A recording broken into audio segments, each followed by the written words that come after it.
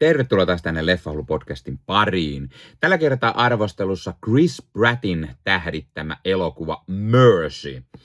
Itseltä jäi tämäkin näkemättä, kun se teattereissa oli, mutta nyt se oli tullut Prime-videoon, koska se on MGM Prime-video-tuotantoa, ja sieltä sen itse katsoin. En tiennyt tästä elokuvasta hirveän paljoa ennalta, vaikka tiesin toki sen, että tämä on jonkinlainen skifi-trilleri, jota Chris Pratt tähdittää, ja no, se riittää itselle. Kyllä meikäläinen sen verran Chris Prattia fanittaa. Mutta millainen leffa tää olikaan, miten se toimi itselle, miten näyttelijät suoriutui, niin muun muassa näihin haetaan vastauksia arvostelusta. Mutta totta kai täytyy mainita, että hei, jos katsot YouTuben puolelta, niin pistä peukkua, jos tykkäät tästä. Pistä kanava tilaukseen, muistutukset kellosta päälle, näet aina, koska tulee uutta sisältöä.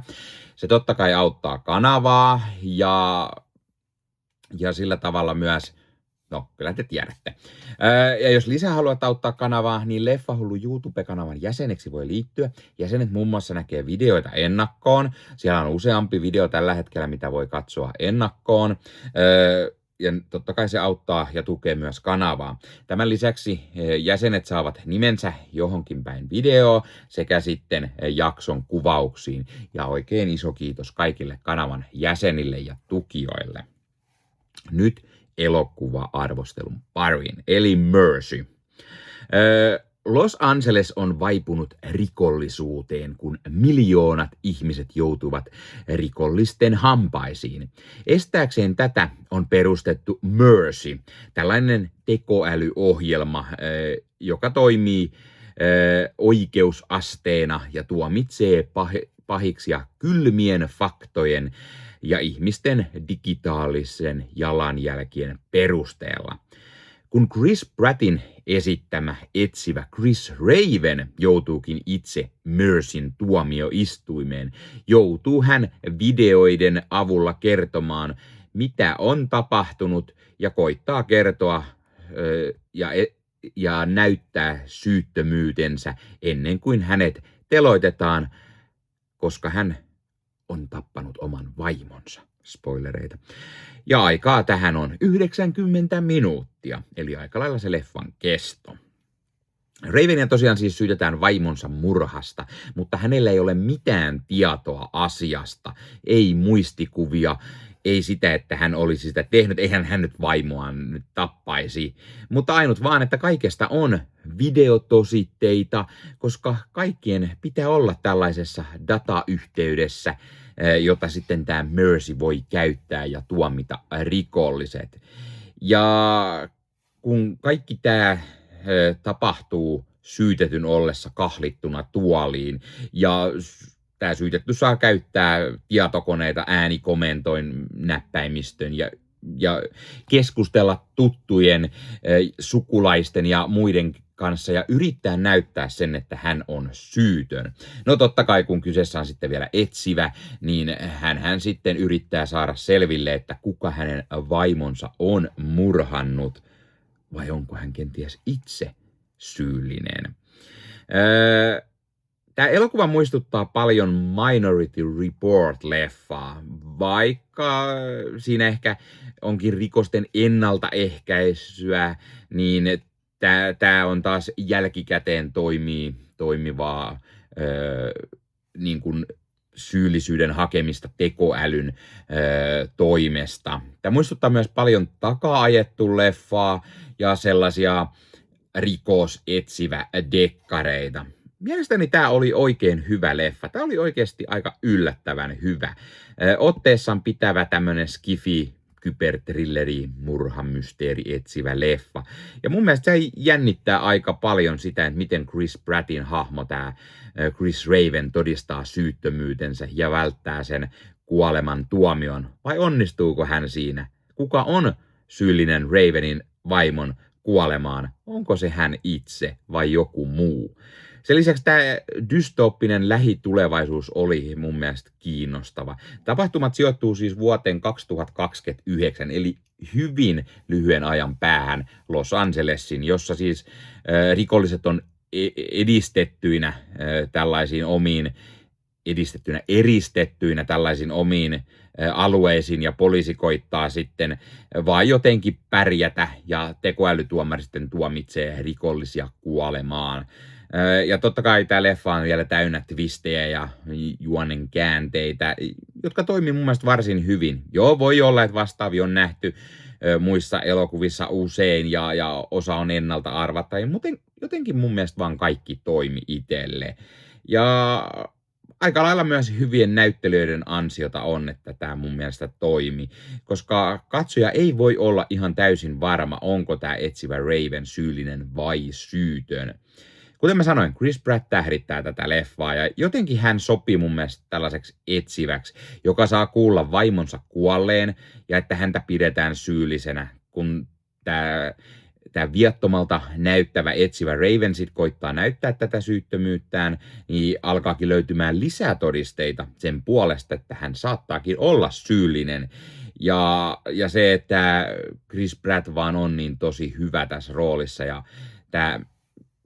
hänen hahmonsa muistuttaa ehkä vähän Star-Lordia, jota hän Guardians of the Galaxy-leffoissa näyttelee. Pikkusen rappiolla oleva, hyvin sanavalmis joka käänteessä ja näin poispäin. Ja mun mielestä just tämä, että etsivä Ravenista löytyy tämmöisiä uusia, ei niin mukavia puolia leffan edetessä. Ja sitten katsoja alkaa niin oikeasti vähän miettimään, että hei, onko tämä nyt kuitenkin itse syyllinen, niin tämä on tosi kiinnostavaa mun mielestä. Muissa rooleissa me nähdään muun muassa Rebecca Ferguson, joka näyttelee tätä tekoälytuomari Maddoxia, joka on osa tätä Mercy-järjestelmää. Ferguson vetää mun mielestä hyvän roolin ja katsoja ei ihan täysin ole koko ajan varma, että onko tämä hahmo tekoälyhahmo vai kuitenkin ihminen, vai oppiiko tämä AI tässä inhimillisyyttä. Ja koodilla LEFFAHULLU 15 saat nyt 15% alennusta Bad Record Storesta. Eli Bad Record Store on tämmöinen verkkokauppa, josta voi käydä ostamassa itselleen fyysistä mediaa. Eli tykkäät sitten elokuvista ja sarjoista tai vaikka CD-levystä, vinyyleistä tai C-kaseteista, niin Bad Record Store on sinulle juuri oiva paikka, josta voit ostaa nämä fyysisenä hyllyyn itsellesi.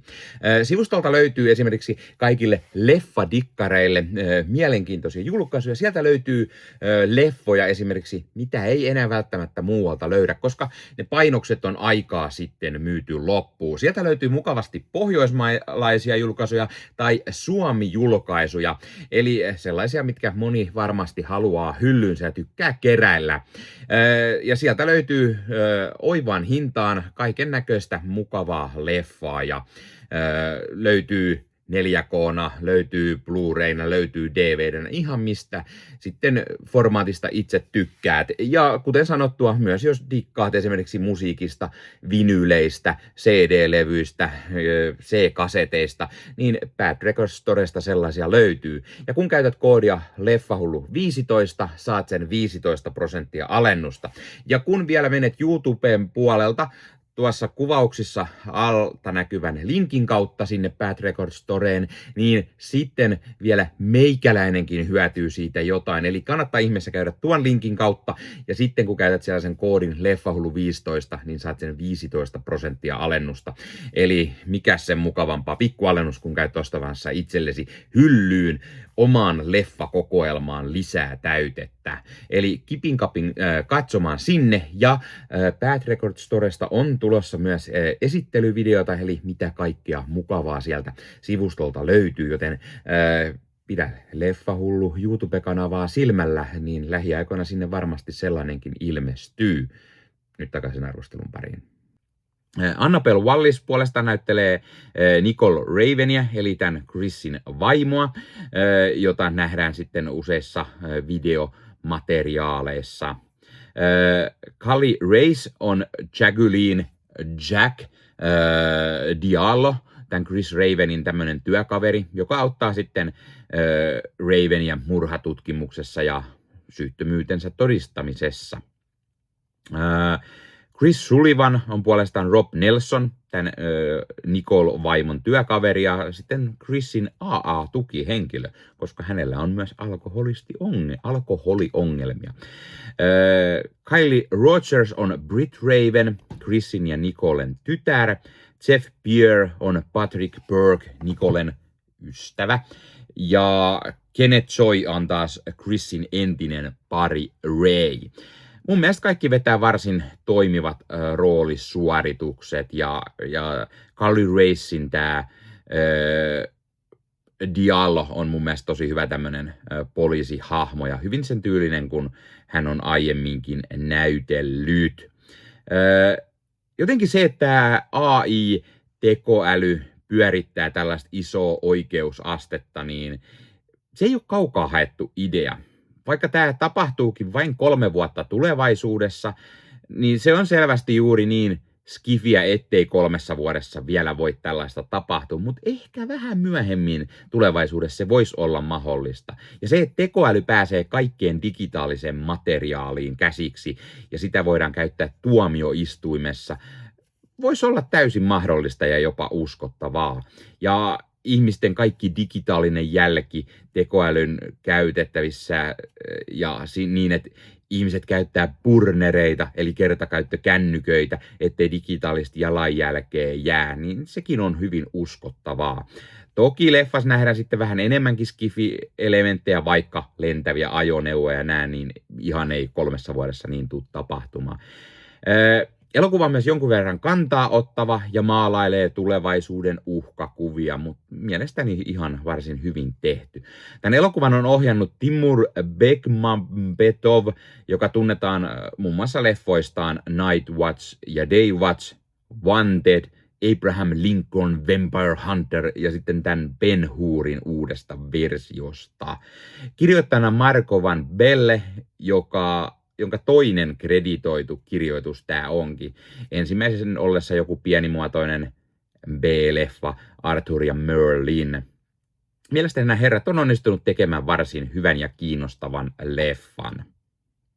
Mainitaan vielä, että musiikit ei jäänyt mitenkään erikoisesti mieleen, vaikka ne ehkä ajoasiansa sopi tällaisen thrilleri-leffaan, niin jotenkin mä yllätyin, että niistä vastasi Ramin Djawadi, joka tunnetaan todella mahtavista sävellyksistä, muun muassa Game of Thronesiin, House of the Dragoniin, Westworldiin, Person of Interestiin, Prison Breakiin ja lukuisiin leffoihin. Ja hänen sävellykset on yleensä todella hyviä ja tunnistettavia, niin hieman tämä yllätti. Tämä leffa oli lippuluukolla melkoinen floppi. Se sai vaan 54,7 miljoonaa, kun budjetti oli 60 miljoonaa, eli jäi sen alle. Ja kuitenkin pitäisi saada myös tuottoa, eli aika lailla ainakin se 2-kertainen määrä pitäisi saada, niin tämä oli hieman floppi. Ja ei nyt yllätä, että se tulikin nopeasti Prime-videoon, koska se myös on MGM-tuotantoa siis. Sen lisäksi, että sai kriitikoilta aika huonon vastaanoton. Mutta hitto, mua tämä leffa viihdytti. Mä viihdyin tämän parissa. Sillä oli hyvää tunnelmaa, hyvää pikkuskifiä, jännitystä, hienosti näytelty, sekä tämä oli kiinnostava. Tämä elokuva oli varsin hyvin tehty, se oli toimivasti kuvattu, ja se, että tässä seurataan paljon tällaisia ruutuja, missä nähdään näitä videotositteita, todisteita, niin siinä niin kuin unohtaa sen, että lähes koko elokuva tapahtuu tämmöisessä kolkossa oikeussalissa, missä sitten ei paljon muuta ole kuin Chris Pratt sidottuna tuoliin ja sitten tämä tuomari, joka on digitaalinen hahmo. Mutta siinä nähdään niin paljon niitä videoissa näkyviä, joko ne tämän Chris Ravenin työkaverit, jotka on toisessa paikassa, yrittää löytää mahdollista syyllistä, tutkia siellä asioita, saada ihmisiä kiinni, tai hänen Chrisin tytärtä tai entisiä kollegoita tai vaimon kollegoita ja näin, ja nähdään myös todisteita siitä, mitä tämä Chris on tehnyt ennen kuin hän joutui tähän tuomioistuimeen ja tällaisiin, niin paljon videomateriaalia on, mutta silti se pääosissa nähdään just tämä Chris Prattin hahmo, Chris Raven, sitten vaan istumassa tyhjässä tämmöisessä oikeussalissa, tai no, semmoinen tyhjä tila niin sanotusti. voi olla, että Mercy on siis paikoitellen ennalta arvattava ja kaikki ei välttämättä ehkä tykkää just sen takia, mutta mun mielestä tämä vaan toimi tosi hyvin.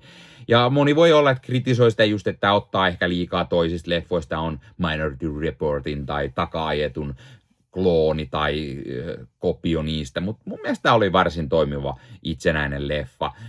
Ja se ainakin ottaa mallia hienoista leffoista, joten mikä siinä? Arvosanaksi mä annan tälle jopa 8/10. Mä viihdyin oikeasti tämän parissa ja mä tykkäsin tästä ja kyllä mä tätä voin myös suositella. Ja mä tykkäsin ja sit mä haluan tietenkin kuulla, mitä mieltä te ootte tästä. Ootko nähnyt tämän leffan? Mitä mieltä oot? Tykkäät? Et? Miksi et? Mikä on sun suosikki Chris Prattin roolisuoritus tai leffa? Entä mitä mieltä oot ohjaaja Timur Bekmambetovinsta ja hänen leffoistaan? Mikä on sun suosikki niistä? Tai oletko nähnyt niitä? Tai mikä on sun suosikki tämän tyylisistä Skifi-leffoista? Laita kommentteja. Ja muista ottaa Leffahullu somekanavat haltuun ja ei muuta. Ensi kertaa. Moro!